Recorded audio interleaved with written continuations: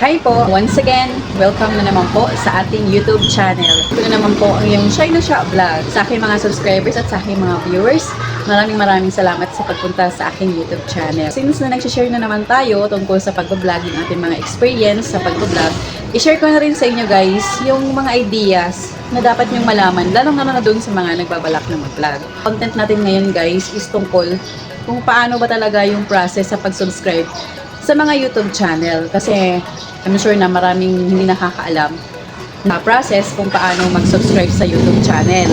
I'm sure na maraming mga viewers at mga subscribers na hindi nila alam kung paano yung tamang proseso sa pag-subscribe sa mga YouTube channel. So ito yung pinakamahalaga guys na malaman ng ating mga subscribers at ng ating mga viewers kung paano ba yung tamang pag-subscribe ng mga YouTube channel dito sa YouTube. So ito yung mga ideas na gusto kong i-share lalo na doon sa mga subscribers at lalo na sa mga viewers and of course doon sa may mga YouTube channel at mga content creator. Dahil meron na pong bagong policy sa YouTube na kailangan pag nag-subscribe tayo sa isang YouTube channel magsusubscribe tayo na naayon sa kanilang policy. So ano ba yung tamang pag-subscribe sa YouTube channel guys? Nung una po talaga, yung experience ko talaga guys nung una hindi ko po talaga alam lalo na doon sa mga paano mag-subscribe ng tama sa isang YouTube channel. Kasi may experience sa content creator.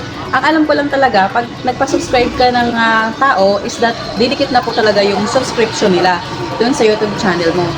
Pero, nagbago po yung policy ni YouTube na kailangan manood muna ng videos ng isang YouTube channel bago dumikit yung kanilang subscription. I'm sure na marami nagtaka na mga content creator na may YouTube channel kung bakit hindi nagbabago yung kanilang mga subscribers or kung chine-check nila ganun pa rin yung mga subscribers nila, hindi umangat.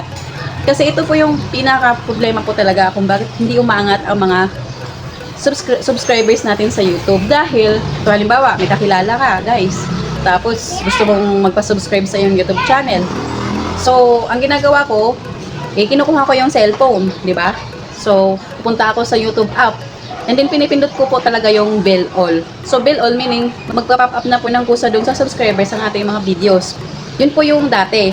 Pero may bago pong policy sa YouTube na kailangan, manood muna tayo ng 5 to 10 seconds sa mga video sa YouTube channel bago dumikit ang subscription sa inyong YouTube channel. So, I'm sure na maraming nagbablog dito sa YouTube na hindi nila alam yung ganong policy ni YouTube or ganong strategy. So since na nag-share na naman tayo ng mga experience dito sa YouTube channel, so i-share ko na rin po guys yung aking experience as a content creator. Kasi gusto ko rin pong magkaroon ng idea ang mga subscribers at mga viewers, lalong-lalo na doon sa mga nagbabalak gumawa ng content at gumawa ng YouTube. So yan po yan guys ha. Ang tamang pag-subscribe ng isang YouTube channel is that kailangan manood muna ng 5 to 10 seconds sa mga videos doon sa YouTube channel para dumikit ang YouTube subscription. Kasi Shy na Siya once again, nagsasabi sa inyo na maraming salamat sa pagpunta sa aking YouTube channel. And then, please don't forget to subscribe and pakihit na rin po yung notification bell guys para kayo updated sa aking panibagong videos na i-upload. Thank you so much!